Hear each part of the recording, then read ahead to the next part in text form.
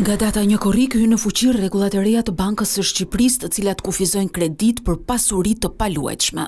Nga e marta, cili do që do të aplikojë për të marrë një kredi për shtëpi nuk do të ketë mundësi të marrë 100% të vlerës financim nga sektori bankar. Konkretisht, rregullat e reja parashikojnë që blerja e shtëpisë së parë në lek mund të financohet deri në 85% të shumës, ndërsa shtëpia e dytë deri në 80%. Nëse kredia do të merret në valutë, financimi është edhe më i ulët. Rregullat e reja përfshin edhe këstet mujore.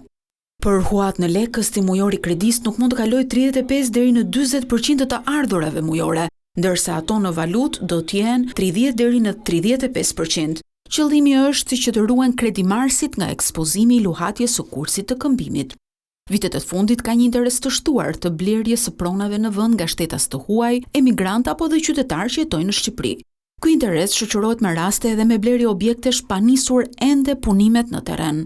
Banka e Shqipërisë argumenton se të dhënat ekonomike nuk paraqesin ndonjë rrezik të mundshëm për ndonjë krizë në këtë treg. Por vendimi për shtrëngim të kredive për banesa është një sinjal për të stepur sadopak rritjen e ndjeshme të çmimeve për pasuritë e patundshme që ka përfshirë të gjithë vendin.